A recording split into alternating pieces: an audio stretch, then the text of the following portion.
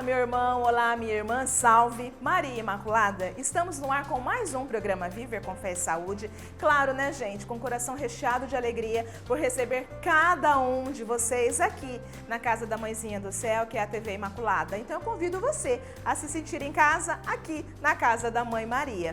Vamos iniciar o nosso programa sempre, né, gente? Fazendo a nossa consagração. Reúnam todos aí, vamos silenciando o nosso coração, fechando os nossos olhos para nos consagrarmos a Nossa Senhora.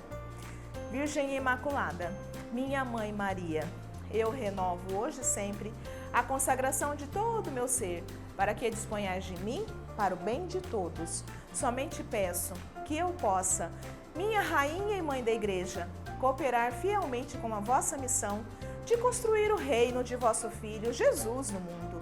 Para isso, vos ofereço minhas orações, sacrifícios e ações. Ó Maria concebida sem pecado, rogai por nós que recorremos a vós e por todos quantos não recorrem a vós, especialmente pelos inimigos da Santa Igreja, por todos são a vós recomendados. Ah, como é bom quando nos consagramos a Nossa Senhora, não? Mas eu vou convidar todos vocês a se reunirem para a gente poder acompanhar o programa dessa semana. Olha o tema que nós vamos falar para nós, cristãos católicos. Gente, nós vamos aprender sobre a solenidade da Cátedra de São Pedro. Pela primeira vez aqui, nosso programa já está aguardando ali, nós estamos muito felizes por recebê-lo. É o Padre Adriano Alves, ele que é missionário redentorista e vai falar para a gente sobre exatamente o que é a Cátedra de São Pedro. Olha só, você quer aprender mais um pouquinho? É como eu falo, né, gente? Aqui no Viver com Fé e Saúde, nós aprendemos cada vez mais. Não é só vocês, nós também aprendemos sempre, né? Mas agora nós precisamos ir para um breve intervalo e voltamos já já com o programa Viver com Fé e Saúde.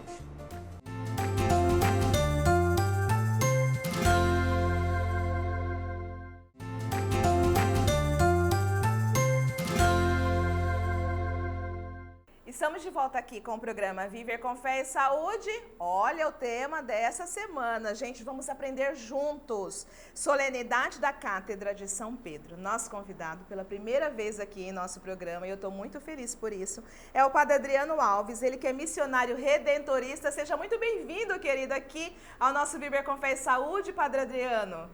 Amém. Muito obrigado, Claudinha, pela acolhida. Deus abençoe, viu? É uma alegria poder estar com vocês aqui nesse programa, falando um pouquinho sobre essa festa tão importante para o coração da igreja, né, que é a Cátedra de São Pedro. Muito obrigado pelo convite.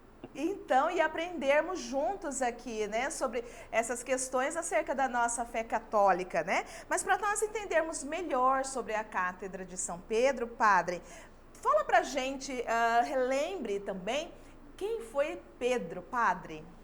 Olha que interessante. Olhar para a pessoa de Pedro é recordar de modo muito especial a dinâmica de Jesus Cristo que vai chamando o seu povo para a experiência do discipulado.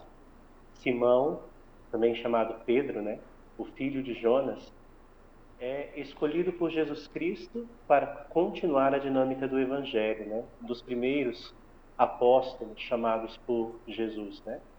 Em Marcos vai dizer algo muito interessante, é aquele que o Senhor quis chamar, né, para participar desse projeto de evangelização. Vale lembrar algumas características de Pedro nesse contexto, né? Pedro era pescador, provavelmente responsável pela pesca naquela região, porque tinha seu próprio barco. Era um homem de um gênio bem forte, corajoso, impulsivo também, e ao fazer a experiência do encontro com Jesus de Nazaré, toma a decisão de segui-lo, né? Acolhendo o convite dele.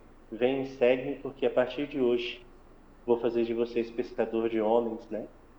Pedro, então, é para nós, e de modo muito especial na figura bíblica, um dos grandes personagens, o primeiro apóstolo, né? Aquele ao qual é entregue o primado da igreja, o primado dos apóstolos, né? Então, isso é um pouquinho a respeito de Pedro. Nós vamos falar também a respeito da cátedra, né? Então, e como é que foi, Padre, esse primeiro contato que Pedro teve com Jesus? Como é que eles se conheceram, né? Então, bacana o senhor trazer essas características, sobretudo da personalidade de Pedro, para que a gente possa compreender que é uma pessoa humana, né? com todas as suas qualidades, com todas as suas questões para serem trabalhadas também, né? Então, algumas vezes, pelo fato de ter sido um apóstolo, às vezes as pessoas colocam meio que distantes, mas uma pessoa humana, uma figura humana, né, com as suas características, sobretudo de personalidade. Mas fala pra gente como é que foi essa aproximação de Pedro para com Jesus, como eles se conheceram, padre? Pedro acaba conhecendo Jesus a partir de seu irmão, né? Os primeiros a encontrarem Jesus, que eram discípulos de João, o Batista, que vão apresentar Jesus para Pedro. E é interessante que nessa dinâmica de conhecimento, primeiro momento de Jesus com Pedro, Jesus já o intima, já o chama a segui-lo, né? Afinidade, Então, né? Houve ali uma afinidade, né? Sim, sim. Mesmo tendo todas as características humanas, como eu havia dito no primeiro momento, Jesus olha para ele e já o intima a experiência do discipulado. Vem, segue, né? E já muda o nome dele na experiência de algum dos evangelhos, né? Já vai dizer Pedro. Então, assim, é muito interessante que algo em Pedro encanta Jesus. A pergunta que nos vem, então, é o que de fato em Pedro vem a encantar Jesus? Eu acho que a ousadia de Pedro e a desenvoltura dele para fazer as coisas talvez seja o que tenha realmente encantado Jesus, né? Pedro era um homem firme, de decisão muito firme, de poucas vezes ter a atitude de voltar atrás. Pedro era forte nas suas decisões, acho que por isso é chamado de pedra, Cefas, né? Sobre o qual o próprio Cristo vai edificar a igreja nesse contexto. É a partir da realidade humana de Pedro que Jesus encontra as virtudes necessárias para edificar a dinâmica da igreja. Olha que interessante isso, né? Deus nunca edifica algo fora da nossa realidade humana. Deus vai usar a experiência desse Pedro, da sua condição mais humana, para trazer atributos muito fortes e importantes para a igreja, né? Ele vai governar com maestria, com autoridade a igreja, também pela realidade do seu comportamento, do seu temperamento, da sua capacidade de entrega, né? Jesus encontra-se com Pedro, então, de modo muito especial na região do lago, onde é apresentado pelo seu irmão a Jesus, e Jesus já o intima de modo direto a experiência do discipulado, né? E, sobretudo, foi estabelecido ali um vínculo de confiança, né? Porque Pedro estava sempre ao lado de Jesus. Estavam sempre próximos ali um do outro e como o senhor colocou, na verdade, assim, algo encantou Jesus nessas qualidades de Pedro, sobretudo esse vínculo de confiança, não, padre? Eu acho muito interessante, Claudinha, nesse contexto, olhar para Pedro. Papa Bento XVI já dizia isso nos seus documentos, né? Jesus tinha um grupo de amigos, aqueles que são os apóstolos chamados por ele para evangelizar, e um grupo mais específico, um grupo mais íntimo, também chamado pelo Papa Bento XVI como amigos íntimos de Jesus. Pedro era um amigo íntimo, tanto que Marcos vai dizer assim, que Jesus sempre chamava para alguns momentos somente Pedro, Tiago e João, os três amigos mais íntimos, né? A eles é dado a experiência da intimidade, a eles é dado a experiência do conhecimento mais perto do próprio Cristo, né? Porque, de fato, nós não sabemos dizer com clareza, mas esses três, chamados de filhos do trovão também, por Jesus, porque eram audazes, impetuosos, assim, foram aqueles que Jesus escolheu. Escolheu por quê? O Evangelho é bem claro, porque ele quis. Ele quis, então. Ele escolheu para que estivessem mais perto dele. É interessante observar isso em Pedro. Pedro é aquele que é escolhido por Jesus para estar mais perto. Tem um padre, amigo nosso, é mestre de noviço no momento lá na Colômbia. Ele dizia bem assim, Jesus vai trazer para perto dele aqueles que ele quer e porque eles precisam mais. Eles precisam conhecer mais da intimidade, mais da experiência para poder anunciá-lo, né? Então Pedro está mais próximo de Jesus por causa disso também.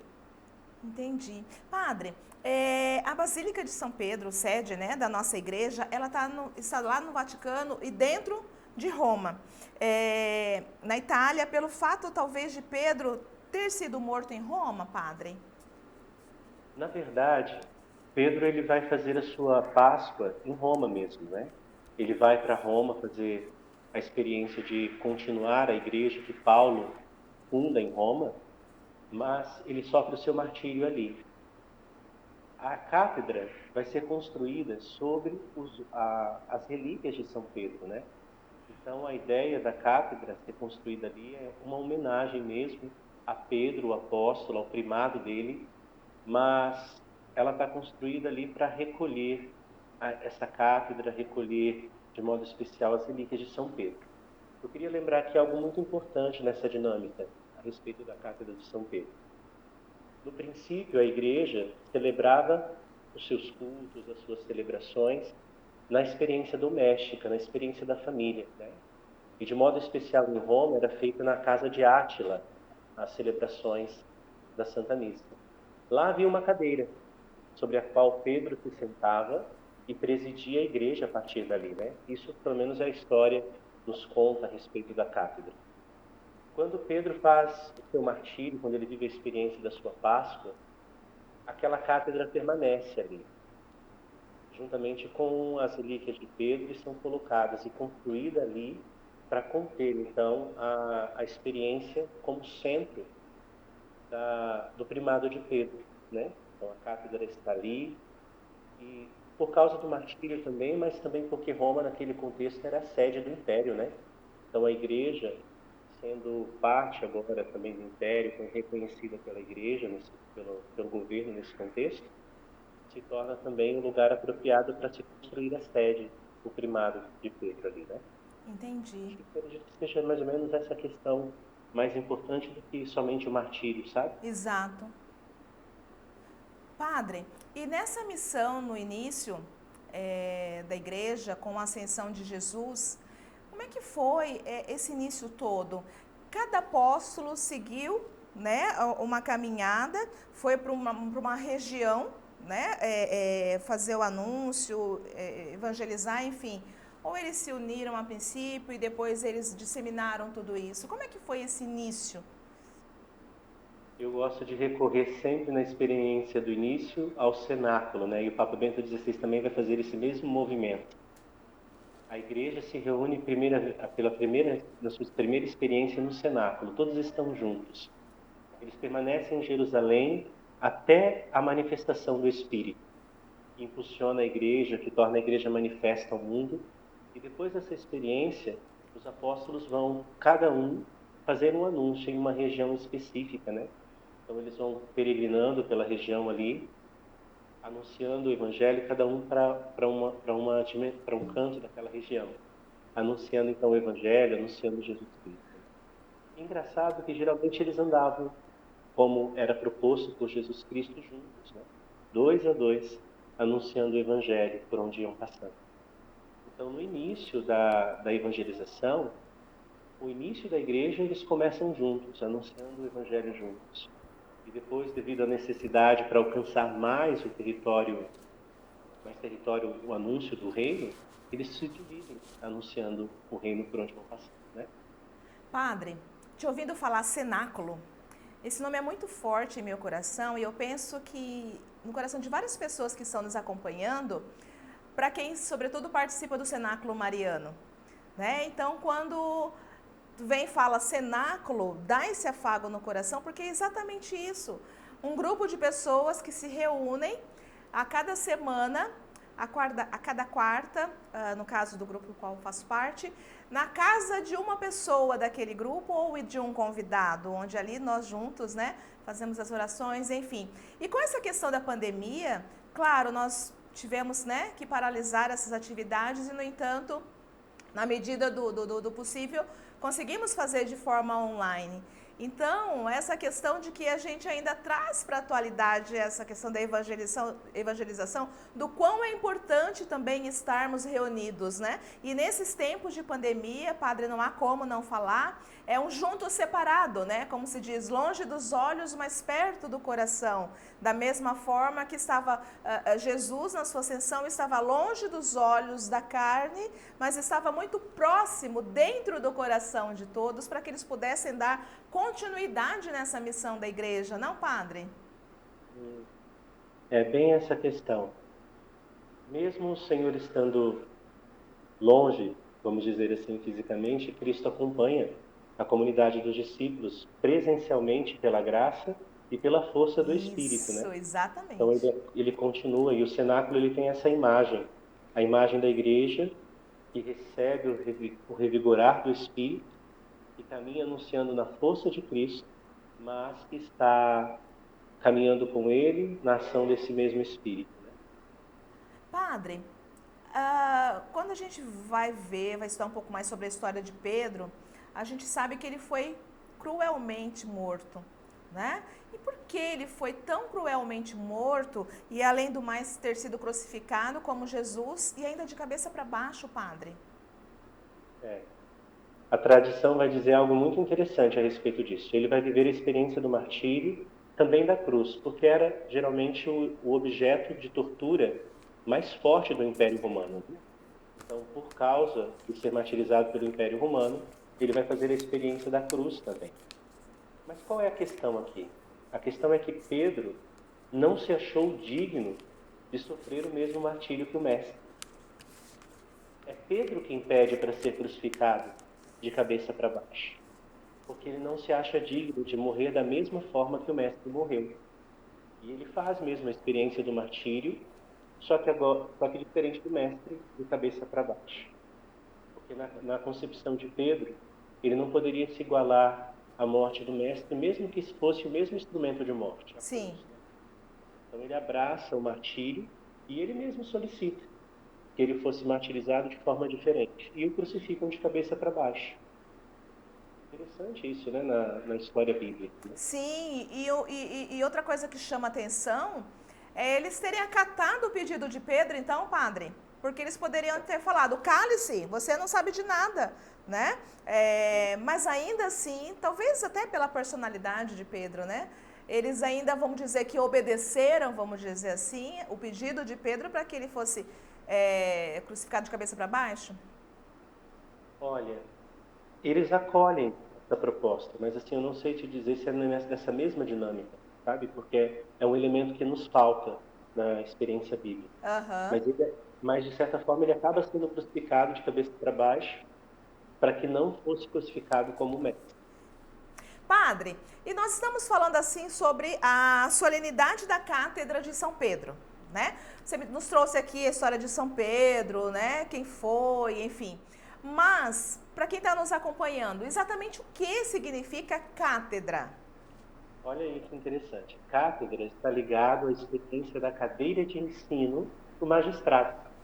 Então, é a cadeira da qual se ensina, a qual o mestre senta para educar, para ensinar, né? Na experiência da Cátedra de São Pedro, é a cadeira de onde Pedro fala e ensina a igreja, né? Governa, instrui a igreja nesse ponto.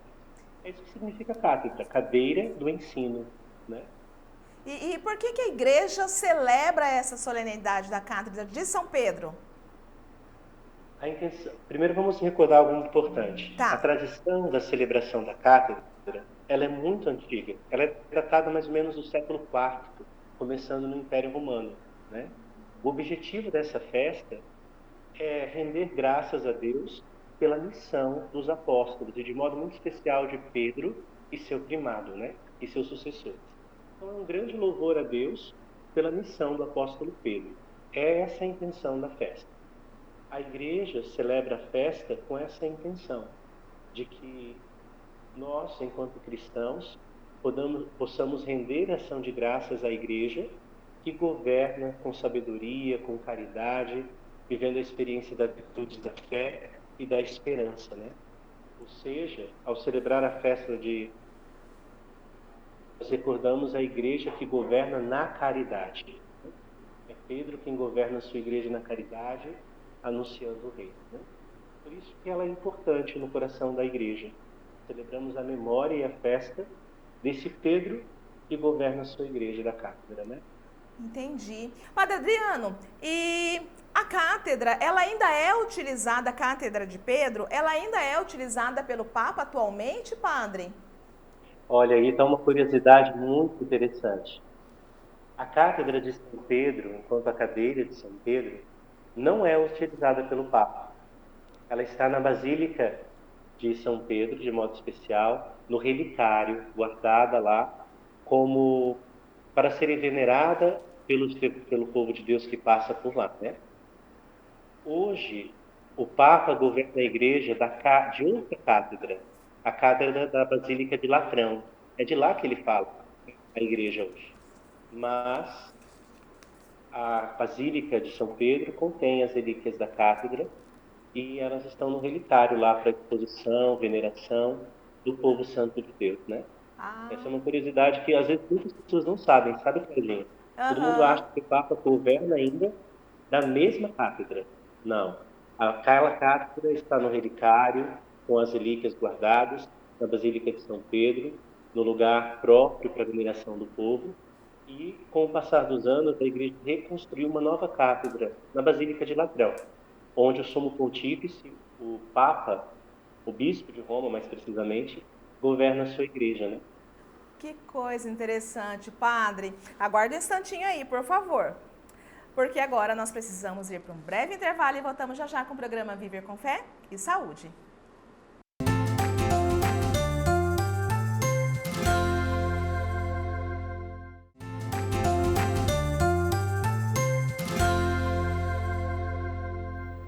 Estamos de volta aqui com o programa Viver com Fé e Saúde. Meus irmãos, nós estamos falando sobre solenidade da Cátedra de São Pedro. Nosso convidado pela primeira vez aqui no Viver com Fé e Saúde, uma alegria muito grande tê-lo aqui conosco.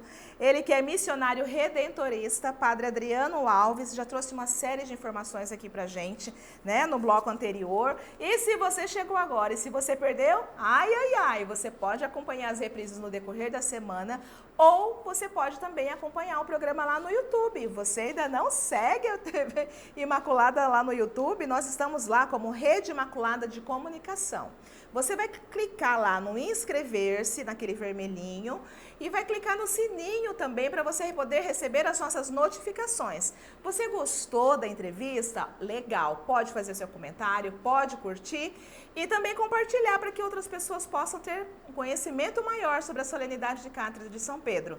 Além do mais, além do programa Viver com Fé e Saúde lá no YouTube, você também pode acompanhar programas, né? A reprise de todos esses demais programas, celebrações direto da nossa sede e informações sobre a nossa obra. Nós contamos com cada um de vocês para que vocês possam também nos acompanhar pelo YouTube. Vamos retomar agora a entrevista com o Padre Adriano. E assim, querido, a gente está falando, né, sobre a solenidade de cátedra, enfim. Mas qual a autoridade de Pedro na cátedra, Padre? Olha que interessante. Para a gente poder entender a festa da Cátedra de São Pedro e o primado de Pedro nesse sentido, a gente precisa retomar algumas coisas a respeito de Pedro de novo, né? Sim, por favor. Pedro é aquele que é chamado por Jesus e ele é o primeiro a professar a fé em Jesus Cristo. Quem dizem os homens que eu sou? Ele vai responder: Tu és o Cristo, o Filho do Deus vivo. Ao assumir a fé, Pedro ganha, de certa forma, uma primazia no meio dos discípulos e Jesus vai instituir nele a autoridade da instituição da igreja. Tu és pedra e sobre ti eu vou edificar a minha igreja, diz Jesus para Pedro. Né?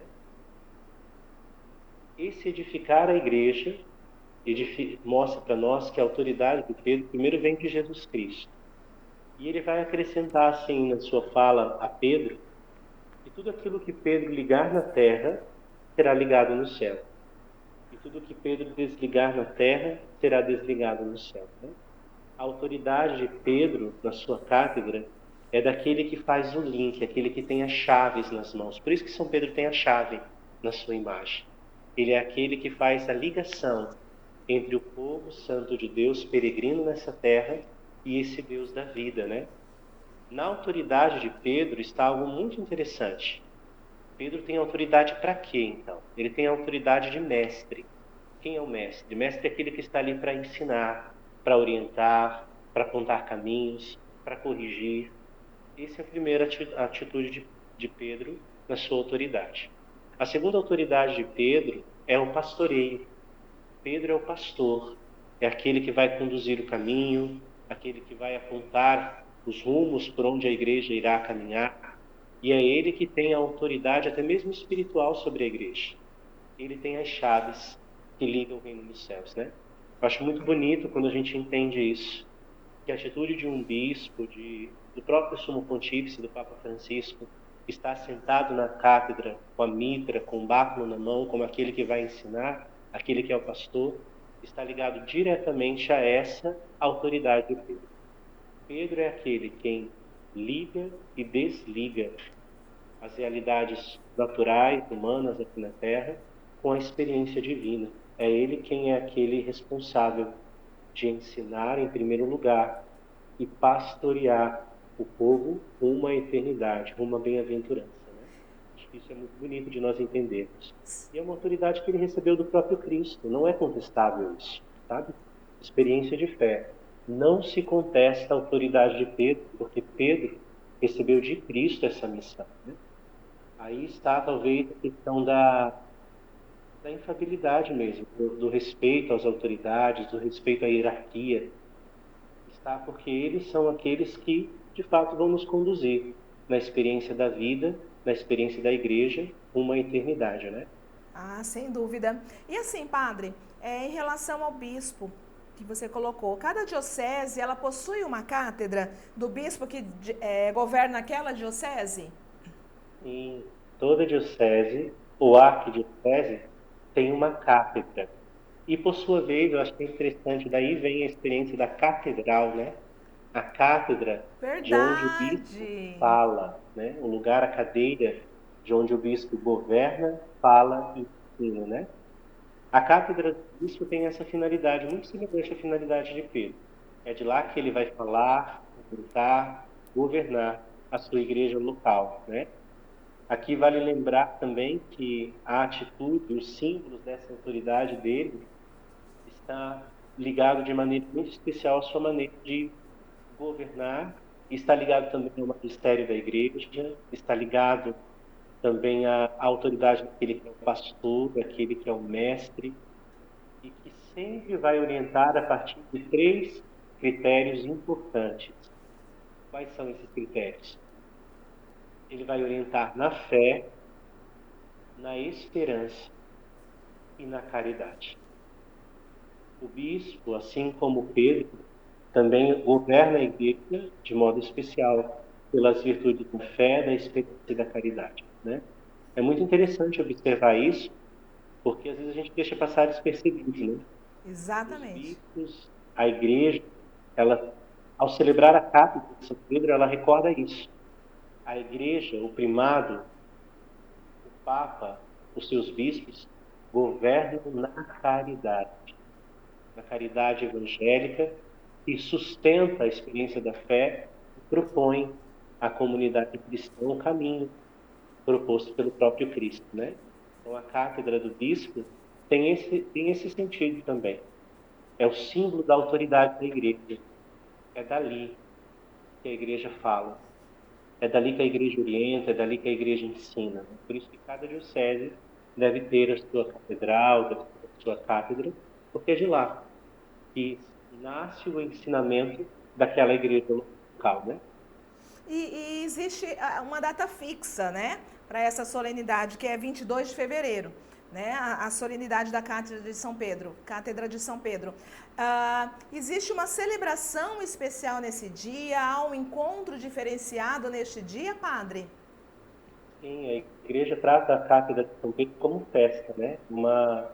É uma festa litúrgica. Então ela tem uma importância e deve ser celebrada dentro do espaço litúrgico, dentro do contexto das celebrações daquela semana, né? A igreja é formada por templos litúrgicos, por festas e solenidades. no campo da sua celebração, né? A cátedra é uma festa, ela não chega a ser, ela não é considerada uma solenidade, mas ela é considerada uma festa. Deve-se ter especial importância, deve-se celebrar com dignidade. Essa festa é importante no coração da igreja também. E nos dias atuais, qual que é o ensinamento que essa festa, então, da Cátedra de São Pedro pode nos trazer, padre? Nos dias atuais, a festa de São Pedro, a festa da Cátedra de São Pedro, Isso. tem a intenção de nos recordar a experiência da fé da igreja, né? Aham. Ela nos convida a olhar com atenção para a tradição da igreja, recordar que a nossa fé não é uma fé abstrata, uma fé solta, é uma fé construída sobre um alicerce, o alicerce dos apóstolos, do martírio dos apóstolos, festa que recorda a nossa experiência de fé. Uma pessoa que não é capaz de olhar para a sua história, para o seu passado, jamais saberá dentro dela mesma virtudes e alicerces para viver a experiência dos tempos atuais, né? Olhar para o passado é sempre recordar e renovar a esperança de uma caminhada. Então, celebrar a festa da cátedra é recordar de modo especial essa dinâmica. Que dinâmica, padre? A dinâmica de uma igreja que é construída sobre uma tradição, sobre o magistério, uma tradição que contém, condensa todos os ensinamentos de Jesus Cristo no decorrer da história. Um magistério que governa, que orienta, que administra, que fala a partir dessa tradição. Isso que é importante nós recordarmos nessa festa da Cátedra de São Pedro. É lembrar que a igreja é construída sobre um alicerce conciso e, ao mesmo tempo, é governada por homens que vivem a experiência da caridade, que desejam fazer com que essa tradição seja conhecida sempre mais, né? E é o tempo todo assim, nós somos tomados por reflexão, não, padre? Porque vendo você falar, me vem assim, nos dias atuais, diante de todas as adversidades que nós estamos vivendo, vem uma reflexão no sentido de que não há como segurar uma estátua de bronze com pés de barro. E a igreja, ela é muito bem alicerçada diante, sobretudo, de toda a história de missão, de evangelização da igreja, enfim, na base de pedra que é Pedro, né? Então, como o senhor colocou no bloco anterior. Mas quando a gente traz essa reflexão da cátedra de São Pedro em relação a essa questão do alicerce, da base segura, não há como a gente não trazer também a base segura que é a nossa família, né? Que nós precisamos estar inseridos nessa família com uma base sólida que vai, sobretudo, nos estruturar, né? Enquanto pessoa humana, enfim. E a igreja vem na evangelização na questão, sobretudo, de nos fortalecer na espiritualidade, de termos uma maturidade espiritual. E além disso, enquanto indivíduos, eu como psicóloga não tenho como não ter este olhar, é nós trazermos esse alicerce na questão subjetiva mesmo do ser, do nosso subjetivo, da nossa estrutura, daquilo que nós devemos ser enquanto personalidade humana, né? Estando sempre alicerçado nessa fé madura, né? De que as adversidades acontecem sim, se cair o levante, o que a gente não pode é ficar caído, e a gente sempre ser tomados na base da fé, da caridade, da esperança, do amor, não, padre? Faz muito sentido quando você traz essas informações, no sentido dessa reflexão para a gente poder realmente se apropriar daquilo que é a nossa fé, não, padre? Sim, Claudinha. Celebrar a festa e olhar para todo esse contexto é entender bem essa dinâmica clara. É impossível a gente amar aquilo que a gente não conhece, sabe? Às vezes a gente peca enquanto povo cristão porque conhece muito pouco a experiência da nossa fé, né? É a fé quem vai dar alicerce para a gente viver a experiência da vida. É impossível viver de uma maneira tranquila, serena, encontrar a experiência da paz, se a gente não tem um alicerce pautado em uma experiência transcendental, né? E aí vem a experiência da fé. A religião, a igreja, a experiência da fé é o que sustenta a base da nossa vivência, né? Não é possível compreender um homem sem a experiência da religião, né? Não dá para compreendê-lo no sentido antropológico mesmo. É impossível a gente ver a pessoa humana sem entender essa abertura à experiência mística, à experiência transcendental, né? Exato. Recordar essas festas, Claudinha, no coração da liturgia, de modo especial da mística da igreja, é fazer a experiência de um povo que aprende com o conteúdo da fé, mas um povo também que celebra, um povo que rende louvores a Deus, um povo que faz do conhecimento da sua própria história, da sua historicidade, enquanto fé, enquanto cristandade, uma experiência mística, uma experiência que dá alicerce, sentido ao cotidiano da sua existência. Acho que isso é interessante de observar, até mesmo dentro do corpo da liturgia. Por que nós celebramos a liturgia? O que é a liturgia? A liturgia é a ação de um povo para um povo. É o sentido mais literal da palavra liturgia. No contexto religioso aplicado para nosso cotidiano, é a ação de um povo para Deus e de um Deus para um povo. É. Então é celebrar não só a memória, é celebrar a vida, é concretizar e dar sentido àquilo que se celebra. É isso que é a Santa Missa, né? Santa Aham. Missa é memorial do Senhor, ou seja, não é apenas uma lembrança, é uma atualização de um acontecimento que se deu em um momento X da história e que é atualizado a cada celebração eucarística, né? Olhar para isso, a gente entende que celebrar uma memória, uma festa, uma solenidade, não é fazer apenas lembrança daquilo, é encarnar aquela história e atualizá-la no nosso contexto, né? Celebrar a Cátedra de São Pedro, então, é recordar a nossa experiência de fé e alicerçá-la no cotidiano da nossa história, né?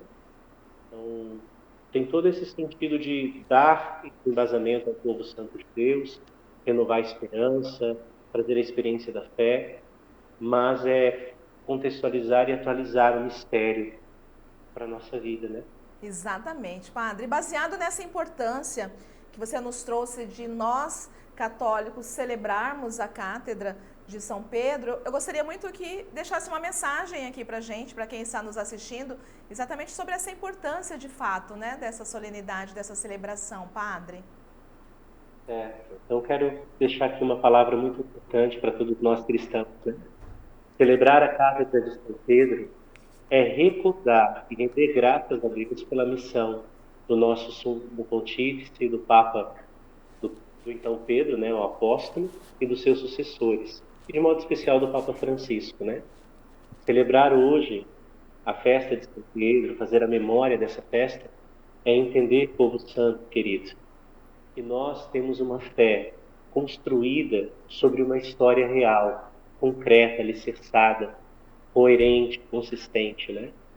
Celebrar isso é renovar a nossa esperança na nossa tradição. A tradição deve ser mantida e vivida de uma maneira muito leve, muito tranquila.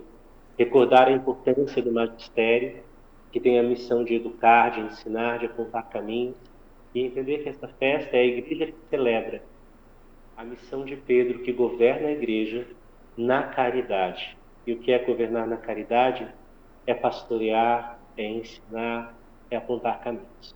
Que possamos celebrar essa festa com muita alegria e saber que nós não celebramos algo vazio, mas celebramos algo que tem uma história, que tem um contexto, que tem vida, que precisa ser atualizado e rendido graças a Deus por isso. Possamos fazer essa celebração da festa da Cátedra de São Pedro de modo muito tranquilo, muito bem celebrado, entendendo essa dinâmica toda aí que a igreja nos propõe, né? Fazer memória da pessoa de Pedro, fazer memória da missão dele quanto pastor, fazer memória também daquilo que é a missão dele enquanto mestre, ensina, que orienta, né? Deus nos abençoe nessa experiência, possamos viver de maneira autêntica essa graça que se aproxima no coração do nosso povo. Padre Adriano Alves, missionário redentorista, muito obrigada pelo seu sim aqui ao nosso programa. Muito obrigada mais uma vez pelo seu sim aqui à TV Imaculada. Gratidão muita pelo seu ensinamento aqui pra gente, viu, padre? Eu que agradeço o convite, Claudinha. Mais uma vez, muito obrigado. É uma alegria poder estar com vocês, viu? Deus abençoe cada vez mais o seu sacerdócio, viu? E espero tê-lo aqui conosco em outros momentos. Sim, com a graça de Deus. A bênção, padre. Deus abençoe, gente. Fiquem com Deus. Amém. Tchau, tchau. Tchau. Vamos para o intervalo? Voltamos já já com o programa Viver com Fé e Saúde.